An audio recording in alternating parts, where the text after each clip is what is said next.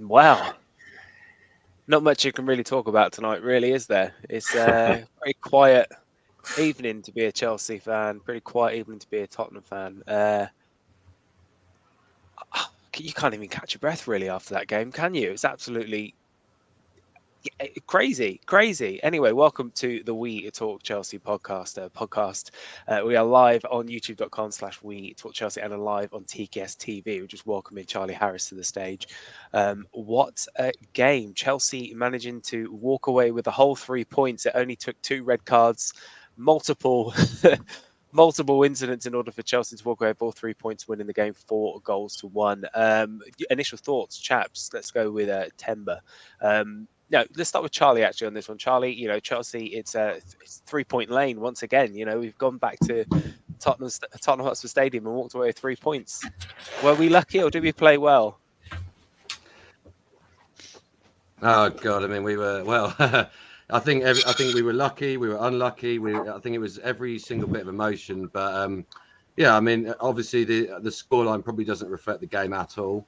I think Tottenham started really well, straight out of the traps, but they were their own downfall, unfortunately for them. They ended that half in a really bad way. We took advantage of it. They started the second half in the same vein, and unfortunately, there was a period in the match. I think most Chelsea fans would say that where we were struggling to break them down, but eventually it worked, and every goal was pretty much the same. We just went over that line that was way too high from Tottenham, and then we went from there. So there we go. Yeah. What do you think? What do you think Yeah, of it it, was that. Tom? Do you know what? It was.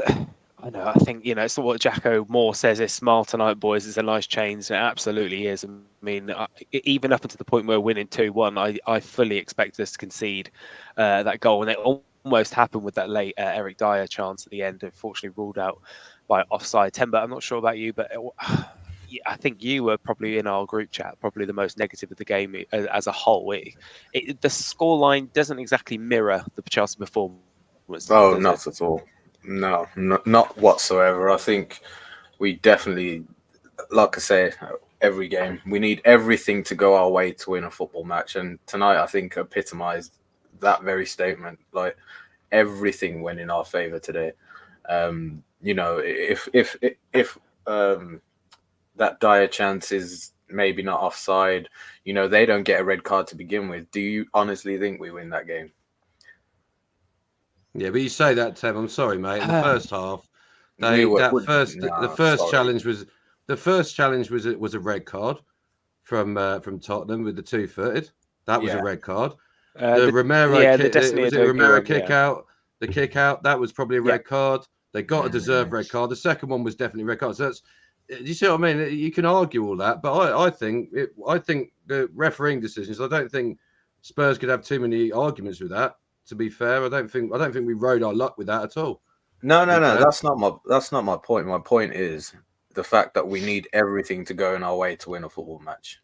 yeah, If Spurs stay with 11 men, or yeah, of course they don't make that mistake, this game is not going to end 4-1 or even a draw.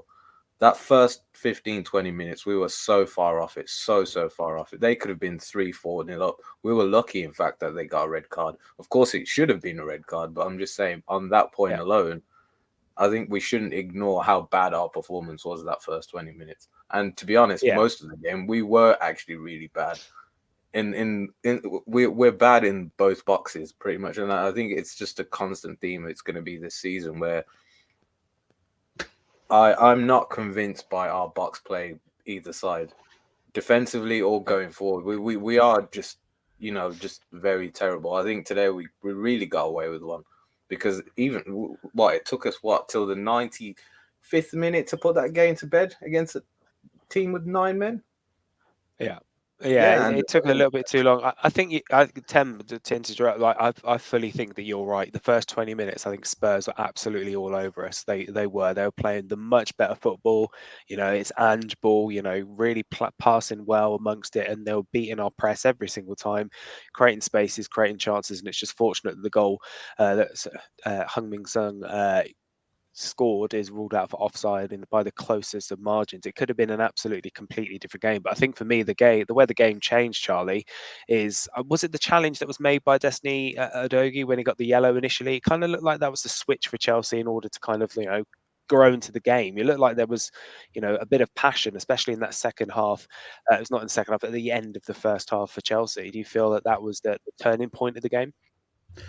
Well, yeah, to an extent. I mean, I would like to say one thing. I think there has to be some credit given to us as well. I mean, this is the game of football. Things happen. I don't think there's any. I don't think either team are going to go home and go, "Oh, the referee said this, the referee said that."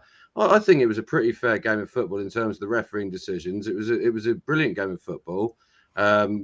Yes, Tottenham would probably argue they threw it away. To be honest, they probably did. But we still had to keep our wits about us and capitalize on that, and we did that. Yes, okay, it was a last minute sort of thing where we managed to finally get over the line.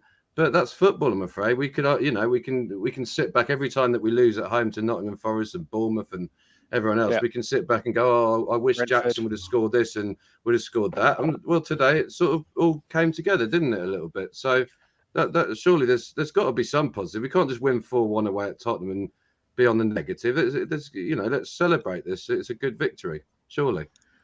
It's a good victory because I think of it this way. I think even when Romero was sent off for the challenge, which was a red card, let's face it, if Malagusto was sent off against Aston Villa for a challenge like that, then that is similar. And I think there's some form of consistency there in terms of the refereeing. I don't think any of us sat through that game and fully expected. We were in any other season for Chelsea than last season and this season. I think we would have been okay. We're coasting to 3 points here, but it was very much squeaky bum time for long periods of that game as well. And I think it was suicidal from Spurs to play with such a high line that we actually struggled with against Aston Villa as well when they played us at home. But to take the 3 points, I think I'll take it with a pinch of salt. I mean, Charlie, if I look at it, 3 points for us against Tottenham, against a team that's been unbeaten this season in the Premier League.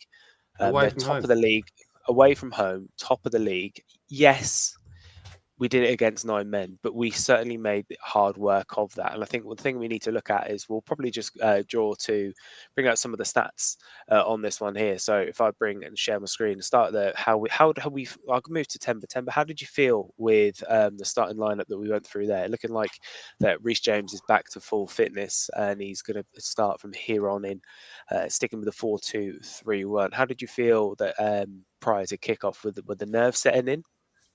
Yeah, I would say I pretty much expected that 11. I think the only surprise was maybe Kukurea dropped out the team. I thought maybe he would have gone with Colwell and Silver as the centre-back partnership, especially just on recent games. I was quite surprised Kukurea was dropped, and I think he would have served well against Kulusevski because I think that matchup just made so much sense to me anyway. But other than that, I was quite surprised Jackson started as well. Given his recent form, I thought maybe he would have gone with a false 9, similar to what we saw against Arsenal. I thought that would pretty much be the same setup, where we play deep, invite them onto us, and maybe try counter attack. I don't know about you guys, but yeah, that was my thinking before the game. Yeah, I mean, Charlie, I think we were all surprised with Kukurea not starting. He's been in a magic run of form, and it kind of warranted actually, because I don't think Levi Colwell potentially had his best appearance in the Chelsea shirt. It looked like he was definitely at fault for the first goal via Kulusevski, wasn't he? Yeah, and not just that. Obviously, he lost his head somewhat in the second half. I think to be honest, he seems to have a guaranteed place in this team, which is a bit.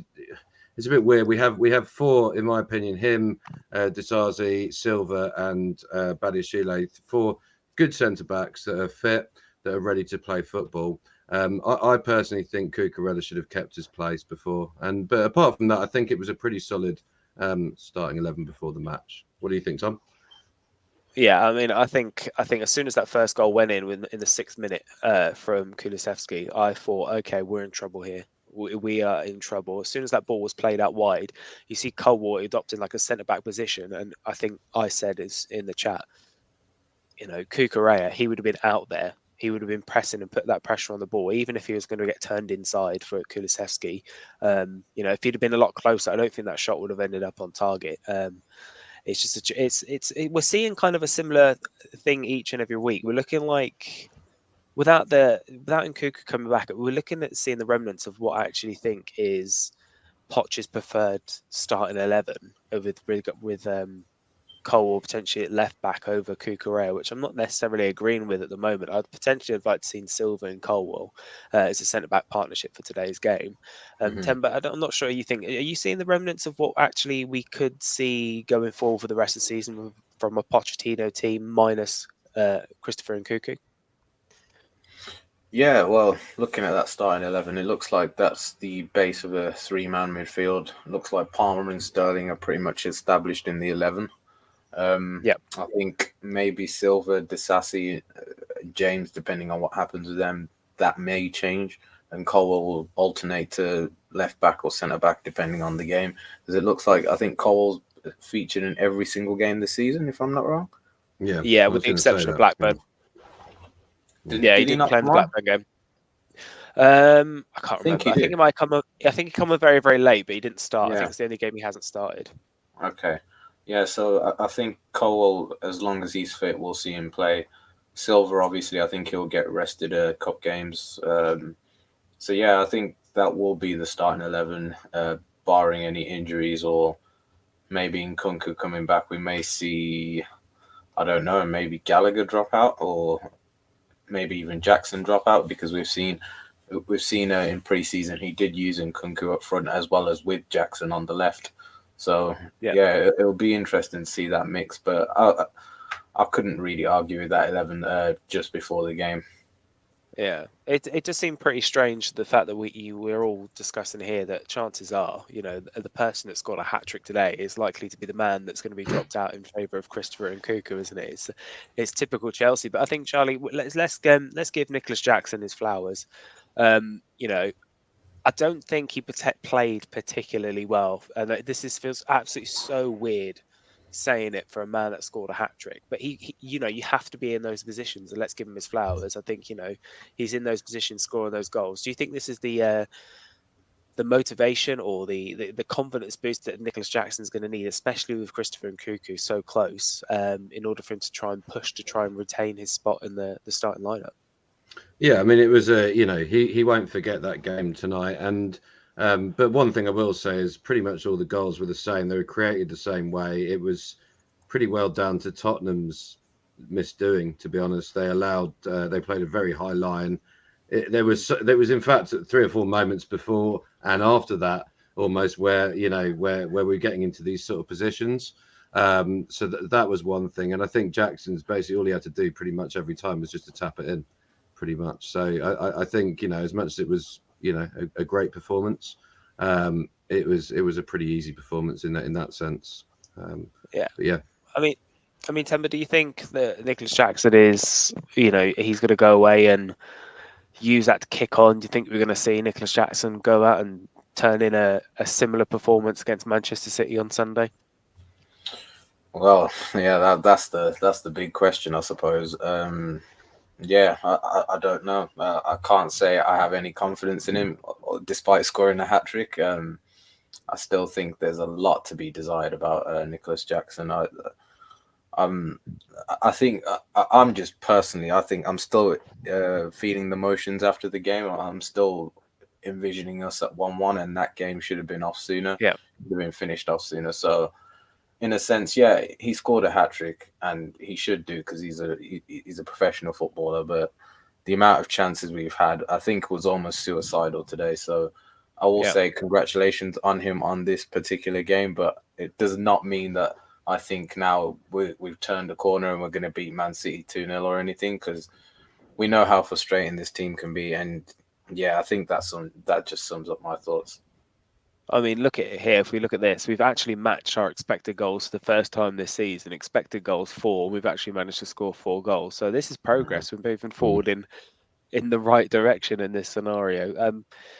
I think, I mean, I know this is the We Talk Chelsea podcast, but do you know what I was actually impressed by? I was impressed by Vicario, especially in the second half for Spurs, for the goalkeeper acting like, I think I had a message from Jordan saying he was playing like prime Manuel Neuer as the sweeper keeper position. I think he definitely knew that those balls were coming over the top with that highlight. I didn't understand, chaps. I didn't understand the high line from Spurs at 1-1. It didn't make any sense to me. Surely, if you watch any game that Chelsea have played, regardless of how many men are on the pitch, you look at the game against Brentford, you look at multiple games, and they've just sat. They did the low block, absorb the pressure. Chelsea can't play through a low block, but for some reason, Spurs decided to stick with that high line, and especially with tired legs as well toward the end of the game. It was very much exploited by Chelsea.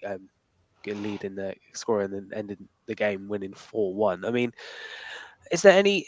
I mean, maybe I'll go to Charlie. Is there anything that you were concerned about watching this game, like initially, like at half time? We can talk about all these incidents, and let's do so. I'll bring it up here. So VAR plenty. We've got the Udogie yellow initially given here. I don't think there's any arguments. I think Charlie, he's 2 foot. He's off the ground. He's gone studs. There's no control over it. Yes, he's not.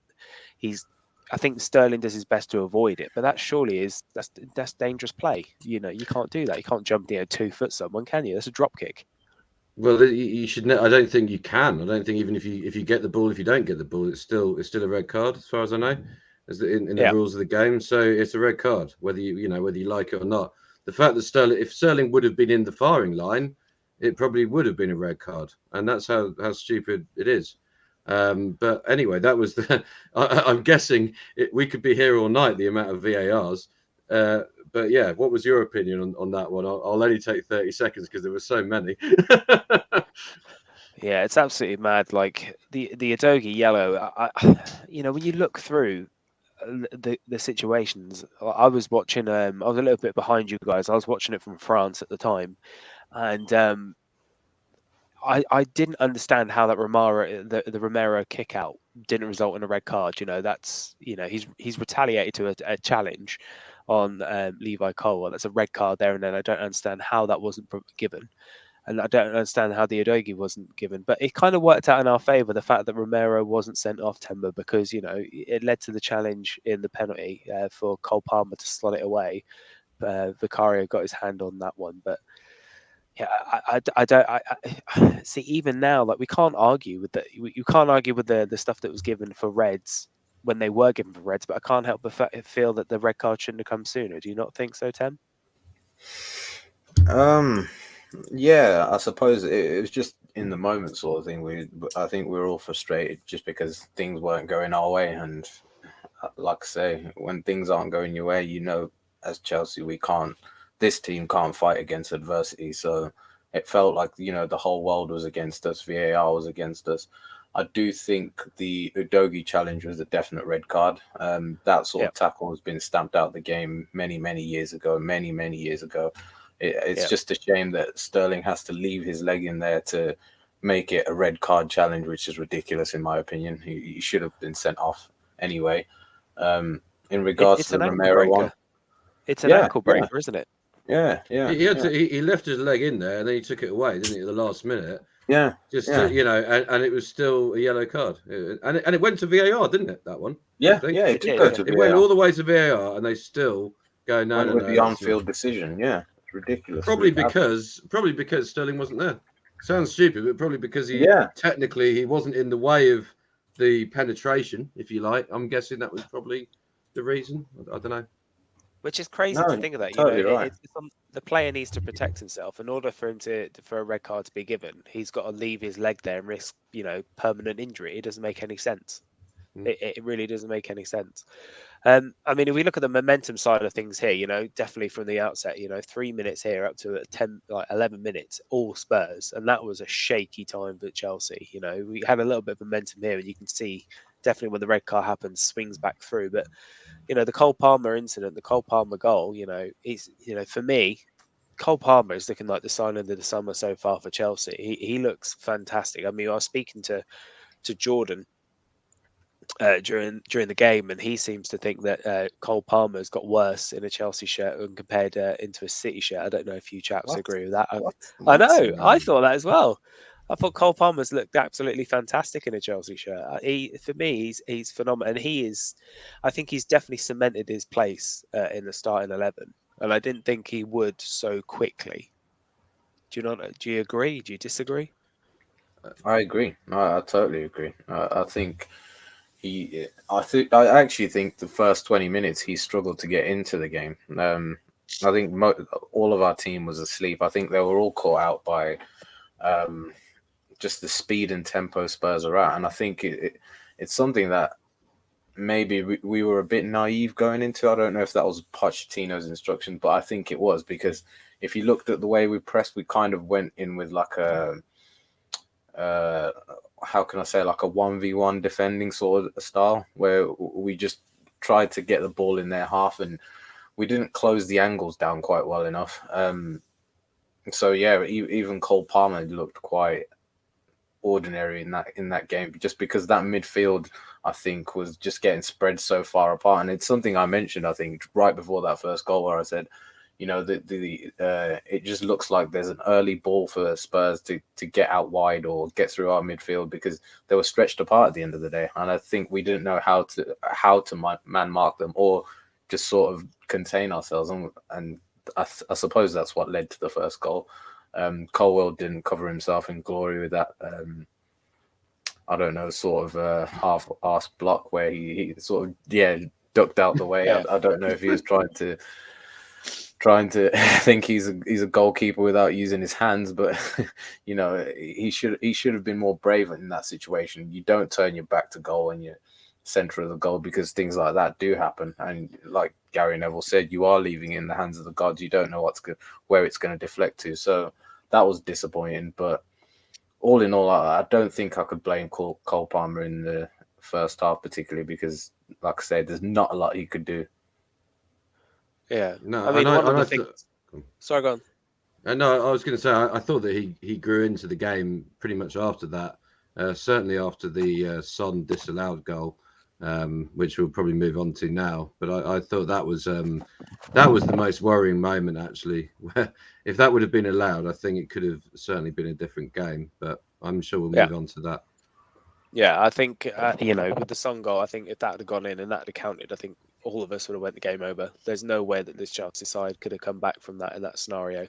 Cruz there saying we have serious issues, man. When you come out from a game against 9 men, feeling as relief and not joy speaks absolute volumes. You know, you're not wrong there, Cruz. I think we all I think I messaged about like the 86th minute, 87th minute. I said how strange how far Chelsea have fallen, with the fact that we're playing against 9 men and we're currently 2-1, and we still are worrying about actually finishing off and seeing and closing off the game. And it could have been much worse with that Eric Dyer chance late on. I mean, I think the closest of margins. So as soon as they said we're having to bring the lines in, I was absolutely worried. I was like, please don't tell me, please don't tell me that's going to go in.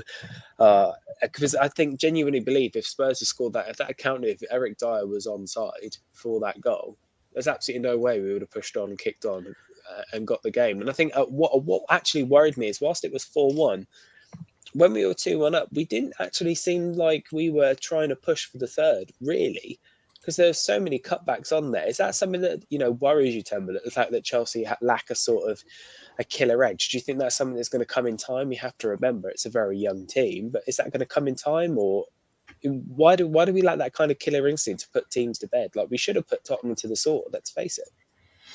Yeah, well, I suppose it comes back to the thing. I think that penalty really changed the game. I think that red card really changed the game. You know, if VAR ignore that red card challenge by Romero and they just give the offside, you know, I Yeah, think we're in for a completely different game. And thank God they did go back to it, because I thought they would ignore that and just go with yeah. the offside and carry on with play. That's what I was fearing for. Yeah, So I think they mentioned in the commentary as well that they were looking at the Sterling challenge, that one that was completely, you know, whiffed, and it looked like Sterling had gone down very very easily. Let's face it. But you know, thankfully they looked at that second challenge for Romero. I interjected. Sorry. no, carry on, carry on. No, I totally agree. Like, yeah, at that point, I just, you know, I was just praying that chance went in, because I think that sort of shifted the game completely, because now Spurs were with 10 men, and they were pressing pretty high anyway with 10 men.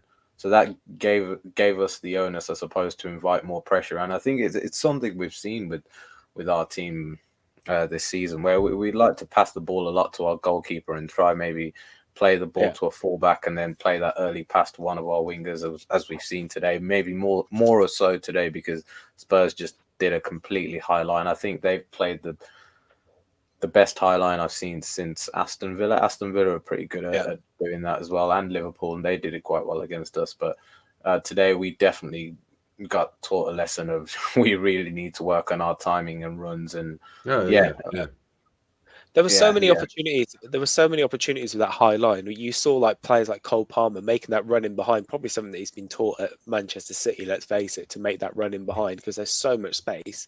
But the players are just putting the foot on the ball, trapping it and cutting it back. There were so many opportunities to exploit that high line, and it just wasn't taken. And it's worrying, Charlie, isn't it? Yeah, I mean, we should have probably scored 8 to 10 goals today quite easily, just based upon the high line. No, literally, just based upon being onside, being a good. I saw Cucurella in the second half getting a 1-on-1. If that, like we had so many opportunities, didn't we, to exploit that high line, that it almost became. I said at one point, I think they're just taking the mickey, Tottenham.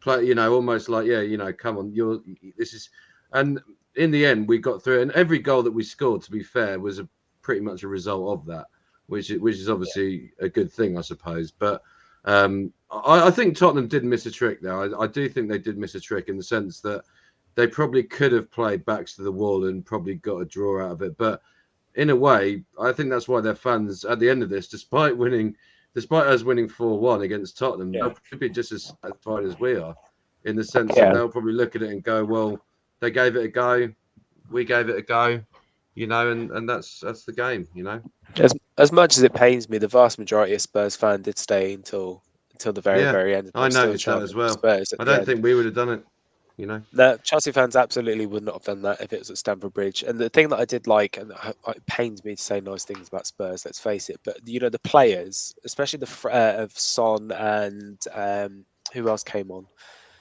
at the front? I can't remember, but they were still Kulusevski. But even after somebody came on for him, but even after that, they were still pressing in like the 95th minute, and they were still trying to win the ball back. So hopefully there's an impetus there on Chelsea to realise what can be done if you can try. Dale makes a valid point here on this one. So you talk about Dyer's chance. If Son's chance goes in and that game finishes 2-2, so the chance in the injury time, it looked like that Son was through and on goal. Son is in. Oh, that was just before the second forward. one. And the left foot shot that goes to Sanchez's left, it was a fantastic save from Sanchez, and that could potentially be such an important save for Chelsea this season, couldn't it, Temba? I mean, Sanchez, when we look at Robert Sanchez, I think that's probably his most important save so far. I don't know. I don't know about most important save so far. I'll have to think about that, but in terms of a crucial save, I suppose you could say that is definitely one of them, because at 1-1, well, to what's it, 2-1 in the 95th minute, you need a keeper to make a save like that, and fair play, he did. Although I don't think that Son should have scored that chance anyway. I think it was pretty in keeper's reach, if you know what I mean. It wasn't a world-class save, it was just a standard save. So I will dumb it down and say that I'm not going to try big him up when it wasn't amazing, you know what I mean? I'm not going to say it just because we won. But the save still has to be made, let's face it. If it was Kepa, it would have been limp wrist City, and it would have just trembled in under his hand, wouldn't it? We'd have been complaining about that. But it's to me, that's an exceptionally important save, Charlie, isn't it? Like in the 93rd minute, literally, and then we go up and we make it a third, and that's when we all collectively went. Yeah, I mean, I wouldn't say I did a her. I went, but no. I mean, don't get me wrong. It's always great beating Tottenham, but that's no disrespect to Tottenham on this day. They probably deserved a lot more than they got. But yeah, I mean, it was an important save. But all match, I didn't think he did a lot. If I'm being honest, I thought the play on the floor was pretty bad. There was as many positives as negatives, and that's what's weird, isn't it, with Chelsea this season? We can lose 1-0 to Nottingham Forest and have as many positives as we do when we beat Tottenham 4-1 away from home, who are virtually top of the league. And this is what a weird club we are at the moment. But there we go. Tim, what did you make of the return to the starting lineup for Reece James? I know he started the game against Blackburn, but if I looked at the FOT mob here, like they were saying that he had like an 8 out of 10 game. I mean, I don't think he played phenomenally well. I think we were saying how he needs to be more selfish when he's got those opportunities wide on the right flank, and he could have also been sent off, couldn't he, with that the elbow that was reviewed by VAR towards in injury time of the first half, couldn't he? Yeah. Again, I think he played quite decently well, to be fair, today. I think he could have done a bit more with his final pass, because I think we've seen Reece James with better, accurate final passes, especially in that, I think it was the first half. He had 2 or 3 really good opportunities towards that end of the first half where I think he just underplayed some of those passes, where I think a more informed Reece James gets that to the back post every single time. I thought they were cut out a little bit easily, but he played relatively well. I think the main outcome is that he came off without being injured, and that's a big bonus for us, because we will need him against City, whether he starts or plays the second half. I think. I don't know about you guys, but I think Gusto still does, as we've seen today, does lack experience, especially with that silly foul he gave away in the 88th minute or 89th minute, where you could see the Tottenham player just absolutely trying to play for the foul, and Gusto just completely bought it. And it's kind of an overarching point. I think we'll discuss in a bit about the immaturity of this team. But we'll talk about it now. Talk about it now. Well, I think this is a big important point of what this team still needs: maturity. And you see with the amount of young players we had, and everyone was saying, "Oh, it was such a crazy game." Tottenham put a lot of fight, but an experienced team makes Tottenham look average in that scenario. You sort of shut the game out, or kind of make it a men versus boys scenario, because it is 9v11 at the end of the day. We should assert our dominance on them, and we failed to do that today. And we played a lot into their hands, I suppose, when they kept trying to get cheap fouls, us trying to naively beat their offside trap with absolutely nonsensical runs, basically, where we played the ball way too late. We could have kept the ball a bit better and worked ourselves up. And like I say, we kept trying to pass it back to the keeper. When we passed it back to the keeper, we would play it long when we have the man advantage. So again, I don't know if that's an instruction or if that's just a lack of belief in that we can play out of these situations, because again, we don't look confident on the ball. We don't. I think half the time when I see us trying to progressively pass the ball, I don't think there's a set method or style to it. I think it's just look at who's free, and maybe that's the coaching of Pochettino, where he gives the players time and sort of express yourselves. But I think in the modern or progressive style of play, you do need a style of play where you either your players come short, you expand the pitch or whatever. But with us, it looks like a mixture of everything. So sometimes it looks quite disjointed of what we're actually doing, if you get what I mean. Yeah, but one thing I will say that is we've had Tom, we've had to improvise in both of those halves. We started the first half 11 against 11. We finished at 11 against 10. We started the second half 11 against 10 and finished at 11 against 9. So both times we've had to improvise the way that we've had to play. In my opinion, the way that we ended that first half, I thought we were playing really good football. I thought Reece James was really getting in some interesting positions on the right-hand side. I thought that he was giving them a lot of problems down that flank. Sterling was giving a lot of problems on, he was getting caught every now, quite a lot, to be fair, on that side. But at the same time, he's getting in those positions. Jackson was where he needed to be. I think it all went wrong. Say it went wrong. We won 4-1, so it didn't go wrong. But what I'm trying to say is that I think, and this isn't a blame on a specific player, but when Mudryk came on, I think it did get a bit. We went gung ho. We went for the killer at that point. We thought that Mudryk was the answer because we were getting round the back, and we thought, well, if we can have a race, one on one against one of their left backs, right backs, whatever, we'll win the race. And I think that was where it went wrong. And basically, Mudryk kind of he got a bit giddy, if that makes sense. He was a young, experienced player. He just got a bit ahead of himself in the moment. He thought it was all on him to do it. If you know what I mean. I just think he got a bit, and he didn't quite perform, did he? Let's face it. I didn't think. Yeah. I think so. I think, we were all crying out for him, especially at half-time, and observing that high line, say, this is perfect for Mykhailo Mudryk. This is absolutely perfect for Mudryk to come on and make those runs in behind and use his pace. This is what he has. He needs to utilise his pace now while he's still got it, because the older he gets, touchwood, he doesn't get any injuries. But if he gets any injuries, we've seen it with Callum Hudson-Odoi, players like that, blistering plays. It's able to run in behind, and one injury, and all of a sudden, that's not all there. Can't run 100%, and he needs to utilize it and take those chances when possible. I think, I'll be completely honest, I was a little bit surprised that he wasn't starting. I thought he might have potentially started for today's game.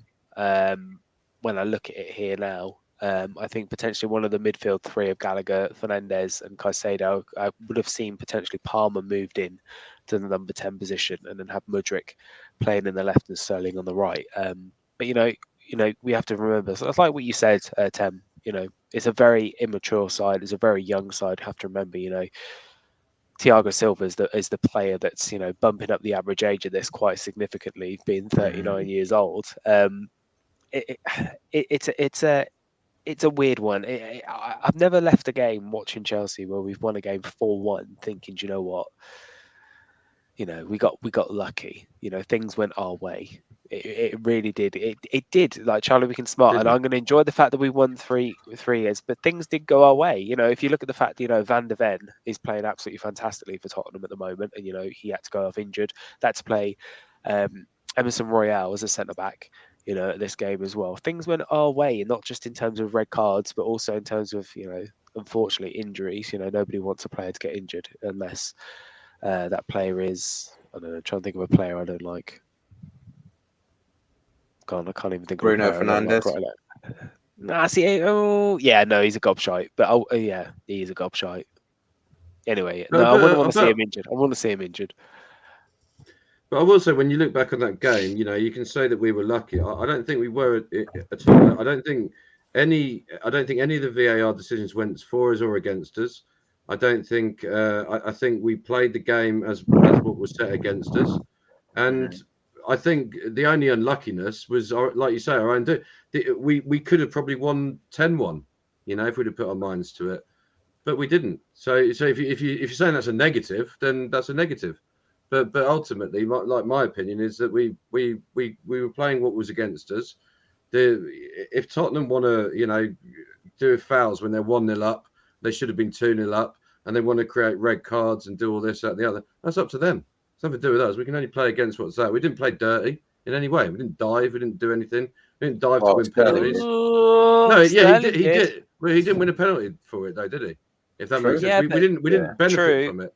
If that makes sense, but we did ride our luck, because there would have been scenarios where Sterling, I know they don't go back to look at dives for VAR, but if Michael Oliver had seen that, he could have given him a yellow for diving in that scenario for simulation.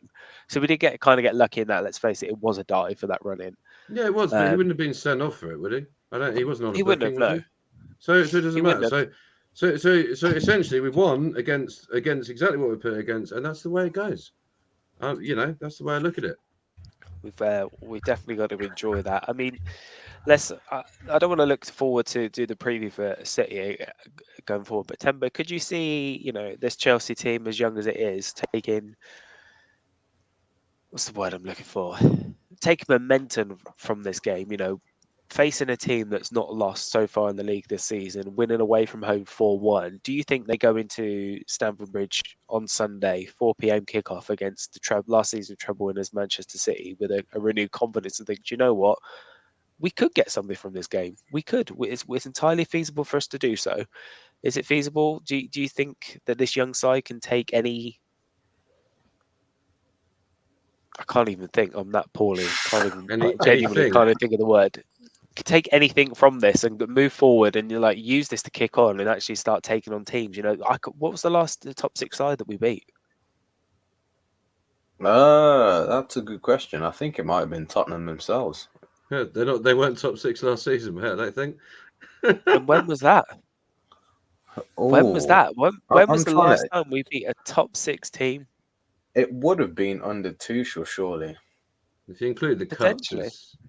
I No. think it might have been Man City away, wasn't it? No, come on. We, You mean we from beat last them. season? Who was 6th for last season? Brighton. We didn't beat any of the top 6 last season. I don't think. Nope, we didn't. We didn't, and we didn't beat Southampton either, which is crazy. You know, I think a key thing for this young. Can I just quickly research this yeah. because I'm interested. I'm interested. Thames on the side going on this one. What was it? The last top 6 from last season or from ever? Yeah, Ever. When Well, was the last time we beat a top 6 side? But that's it. We must have the year before that. Obviously, we probably beat one of them, surely. Well, top yeah, 6. that's again. But if you look at it, that's like what 18 months. Yeah, I know. Well, I know that's why we're in this crisis. Crazy. Everyone knows That's crazy. We're trying to fork our way out of it. Let me put this to you, Charlie. Is it more important for this side to have beaten a top 6 side in Tottenham? Let's face it, they are a top 6 side.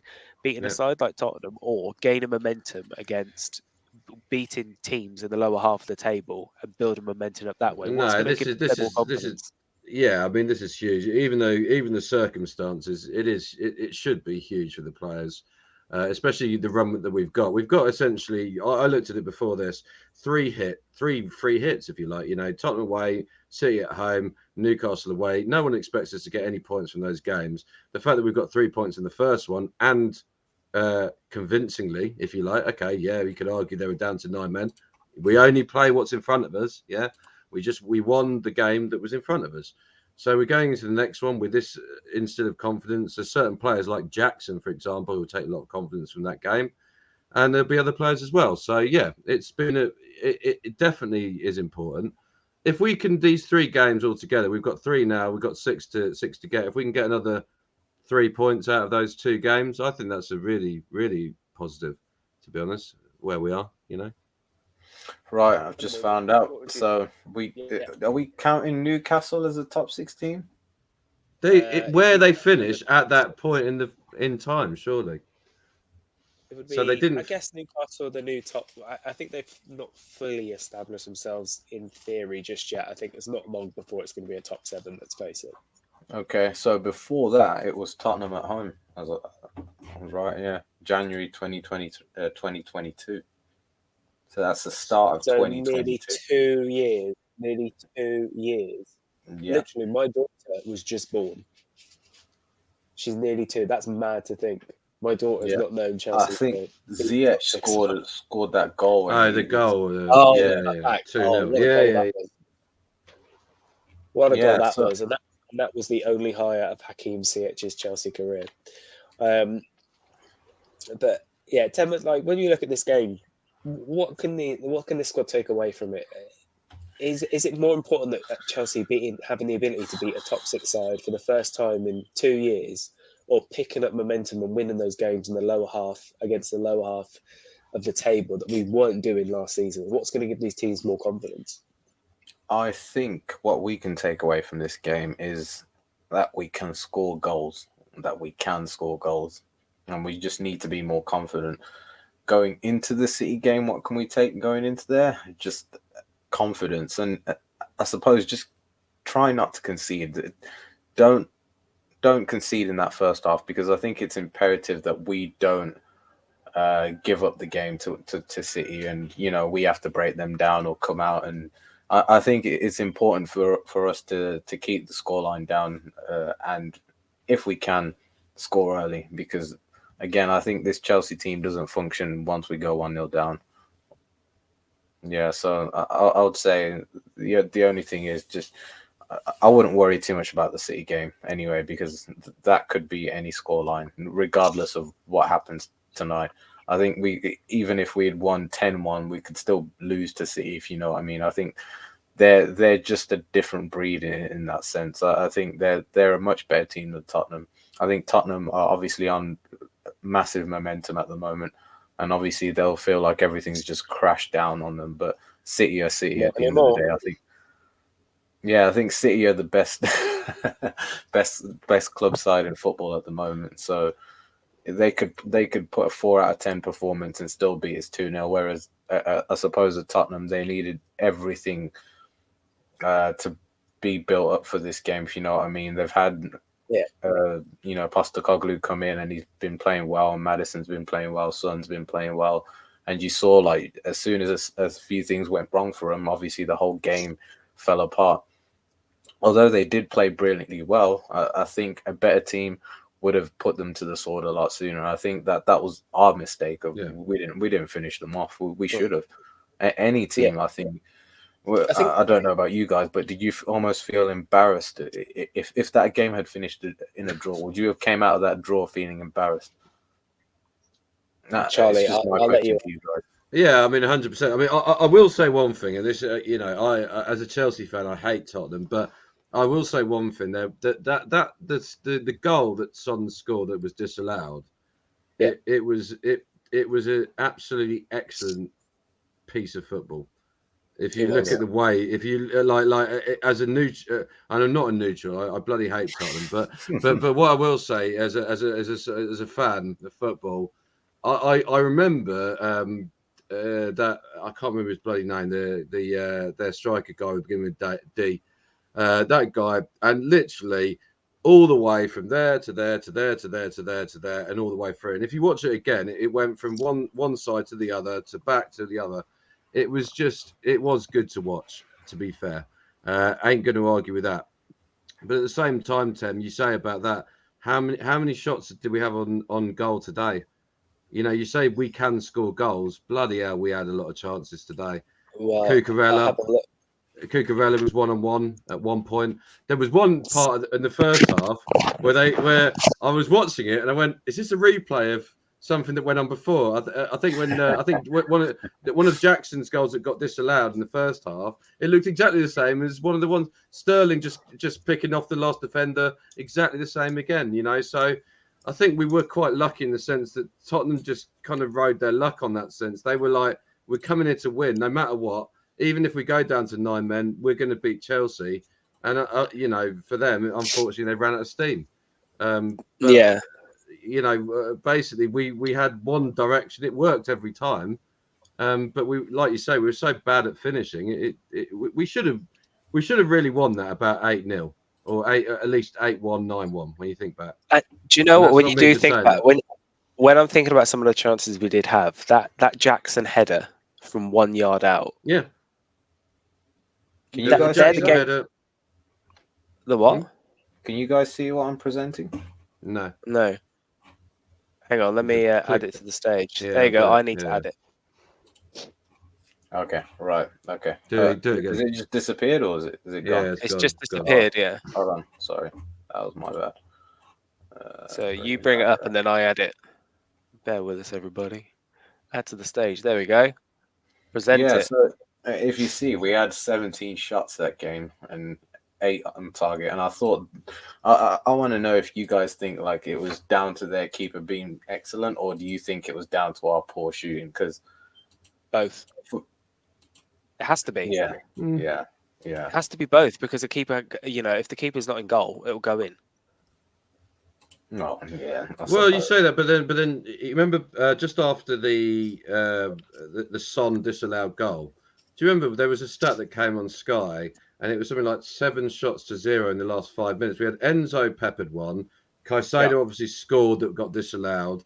There was loads of shots that we were peppering from distance. I thought that was quite a good period for us. We're trying different things. You know, you make a valid point there, Charlie. The shots from distance isn't something that Chelsea tend to do very. I know Charlie doesn't do that very often anyway, but Chelsea don't tend to take those long distance chances and opportunities on it. You do make a valid point. It's quite refreshing for them to do so, to take that Yeah, opportunity. 'Cause I feel like we always try and cut it into the wings and try and work a way through, and it never works. So, taking that long chance on, keepers can fumble it. We saw it, on Sunday with Emi Martinez against, Nottingham Forest. Keepers make mistakes. You look at that. Was it the Caicedo goal before the penalty that led to the penalty, if you like? That got disallowed. That was a brilliant goal. If it would have been, if it was stayed, a great goal. Yeah, it would have been. I don't think it counted on the stats. What, the shot? No, it won't. No, it can't. Yeah. No, it can't. It's not. Yeah, It's not offside. technically, it's not. Yeah. Because it's offside, so it wouldn't count as an actual shot. But Yeah, let's but face it, it was a shot. It was a goal. I stood up celebrating that, thinking, "Oh yeah, what a goal!" And we're 2-1 up, and nothing's going to stop it. And then I saw Jackson when it went through his legs. So yeah, like you say, it was just refreshing to see, because I would actually like to tease your brains. When's the last time we scored a goal outside the box? Conor Gallagher, Crystal Crystal Palace. Very good, very good, very good. Is that right? Do you know what? Yeah, that is correct. Usually I'm absolutely atrocious at things like that. Actually, it was Mudryk against Arsenal, so you're incorrect. But that wasn't the one before that. It has to be on purpose, mate. At least.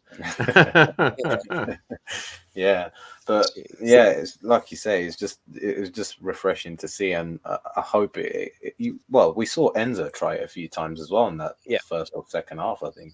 Where he took, no, actually, it was the first half, because it was right after Spurs scored. I think he took like 2 shots out of the box, if I'm not mistaken. Yeah. What was the reason that he got subbed? Did anyone have any inkling on that? Or Enzo, I think he had a knock. I don't think it's something serious, but I think he just took him off as a precaution. It was probably a decent substitution to make. Let's face it, bringing on, was it Mudryk that he brought on for him? Yeah, I think it was. Yeah, so it kind of it made sense at that time anyway. I'm conscious of time. We try and keep this to an hour as well we possibly can. So Timber, I know we're keeping Timber up as well. Let me just the one thing I wanted to say is I wanted to ask a question to you both. Like, it's very easy for us. Yes, we got the 3 points. Yes, we won 4-1. Yes, fortune favoured us a little bit as well. But I want to throw this to Timber, because obviously, I feel like roles are reversed. Charlie's Mr. Positive, and now Timber's gone Mr. Negative in this scenario. I think, what's the key takeaway that you want to take away from this game, other than the 3 points, other than the fact that we scored goals? Like, is there anything that you saw from today's game that you thought, do you know what, there is an inkling of goodness? Why can't I talk? An inkling that it's going to be something that we can move forward and utilise in games going forward. Is there a player that stood out for you? Who was your man of the match? Oh, unfortunately, I'm forced to go with Nicholas Jackson, but my player of the match, personally, I think would actually be Raheem Sterling. I think he was excellent and almost epitomised everything that was kind of good about this performance, and I'd hint at that kind of good, because it wasn't very good. But I would go with Caicedo, Sterling as my personally 2 players I thought were up for man of the match. But he scored a hat-trick, so I have to go with Nicholas Jackson. I did say I thought his movement improved a lot this game. He kept himself onside most of the times, which I was pretty happy with, because I was scared that he would get caught out when we started seeing that high line. But it was actually mainly the passes that led to the offsides, rather than him being in a bad position, if that makes sense. I thought he played excellent. So again, if he scores a hat-trick, you can't give it to anyone else. Yeah, no, I think Jackson, I will say, his movement against Blackburn was absolutely atrocious, and his movement in the game before against Brentford was awful as well. But his movement was much, much better. Charlie, who would you say that what was your one thing that you can take away from this, other than the 3 points, other than the fact that we scored goals, and who was your man of the match for this evening? I think we stayed in the game, didn't we? Despite all the people got to remember. You laugh about something, but I remember after about 30 minutes, I was calling for a rematch. That we were against this. People have to Yeah. remember there was a potential for a team to lose their heads at that point and start getting really annoyed, like Tottenham did to us years ago, as we all know, and Tottenham proceeded to do in this match. I think that was a real positive. The fact that I was losing my head, and this team at that point we were 1-0 down, and there was 11 versus 11 at that point, and we managed to come out the other side 4-1 up, 11 versus 9, without cheating, without doing anything wrong. We just played the game. I think Yeah. that's a real positive. And yeah, okay, we're an immature side. People can say that all day long, but Tottenham are far more immature than us. If they're 1-0 up and they're resorting to, those sort of tactics, I'm sorry, they're way more immature than us. Sorry. So that's good. Can I Next. just add to that point as well? I think you actually kind of are correct on that, because if you look over the years, they seem to get a red card against us nearly once every Good. 2 or whatever years. And Everyone does it, yeah. Yeah. And I don't know what it is with Tottenham, but they just seem to get especially riled up. Obviously, it's a London derby, but they always get a lot of players booked or someone sent off, and it's always that fixture. And you saw it in 2016. They should have definitely had a red card that game. I can't remember the referee that said it, but he said he tried to keep it 11v11, although he thinks Tottenham should have had a sending off. I think it might have been Clattenburg. Was it Clattenburg? I don't know. Maybe Yeah. Anthony Taylor. Probably sounds like something Well, Anthony even Taylor Anthony do. Taylor, if you remember the time where Alonso got taken out by Gazaniga and he gave a free kick to Spurs when it was a penalty to us and a red card. That situation, and I think they had a red card at Stamford Bridge. I think it was Kieran Trippier had a red card quite a few years ago as well. So yeah, like I say, I think they tend to lose their heads against us, and thank God it went in our favour this time, because I think we just needed a big win, and that Arsenal game definitely felt like, even if we put the perfect performance in, we still can't beat anyone, and thank God we actually did today. Yeah.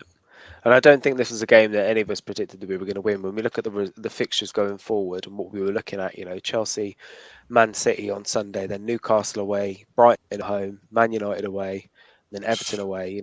It's a tough run of games. The fact that we managed to pick up 3 points against Spurs and a point against Arsenal, albeit we probably should have expected to pick up points against Brentford. 4 points out of the 3 games. It's not 9, it's not 6. But it's better than what we probably anticipated at this stage. I think for me, when I look at it here, is I think the best thing for me is I think my player of the game. I'm going to give it to.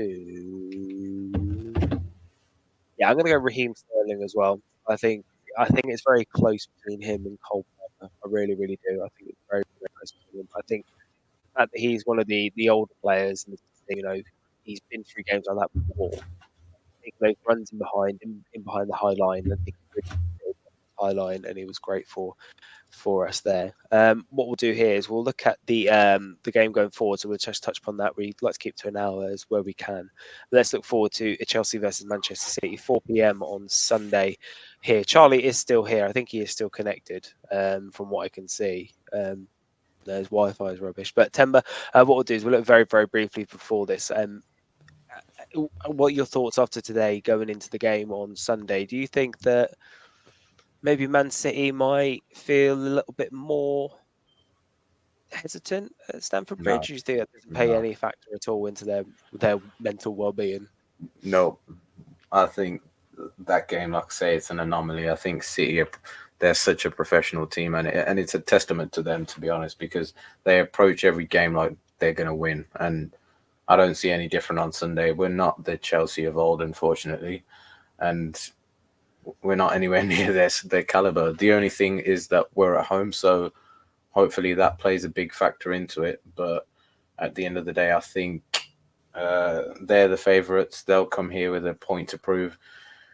I think it's a free hit for us. I think if we lose, nobody's surprised. Nobody's too down about it. If we win, all so much the better to kickstart our season, or maybe try revive I don't know, a top 7, top 8 challenge, because I'm not sure how many points we're away from the top 8 now. I think We are we are now 10th.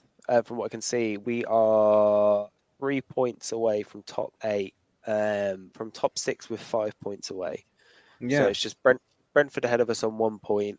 United are 3 points ahead of us, as well as Brighton, and we've got a better goal difference than Man United as well. So you've got a nine goal swing against Manchester United. So it could. You never know. You never know. But I think we just still want a top half finish this season. Let's face it. Timber, what do you think what are your predictions going for Sunday? Do you think it's going to be just another loss, or do you think we can probably try and nick a point where possible? Cole Palmer hat trick. I think we have the potential to nick a point or even a win. To be honest, it's not out of the realms of possibility. To be honest, if I'm honest, however, because of how good City are, it's going to be a very tough task. I think a draw is more likely than a win. So yeah, if you're asking for my score prediction, I'll still go with the 2-1 City. 2-1 City. We'll throw across to Charlie Harris live from his garage. Charlie, what do you reckon for your predictions for Sunday? Do you think Chelsea has the possibility to nick 3 points, maybe gain a point? What do you think? Yeah, I'd say in the words of So Solid Crew, it's 21 seconds to go. It's 2-1 Man City. 2-1 Man City. 2-1 Man City for Timber. I'm generally, I practically wake up and piss positivity. I'm going to go 1-0 1 Chelsea. all. 1 all. Come on, Mr. Meg. I'm going to go 1 all, and I think Cucurella will come back into the side as well. I think Cole will kind of lost his head a little bit in that game, and I think he's going to want cooler heads in that game on Sunday, which blows my mind to actually say that, considering my Cucurella was last season and the fact he almost left on loan for Manchester United at the end of August as well. But this is it. But chaps, thanks very much for joining us this week. We usually do these every Monday at 9:30. We'll be reviewing the Chelsea Manchester United game from Sunday on Monday at 9:30. We've been live. Man City. Sorry. I've got a cold. Not Postecoglou. It's one of the things. Sorry. Make sure if you come across us this evening on Facebook or on YouTube, make sure you subscribe to us on youtube.com/WeTalkChelsea. We've been live on TKS TV. Charlie, Tem, thanks very much for joining us. We'll see you all next week at 9:30. Up the Chelsea. Take care. Up the Chelsea.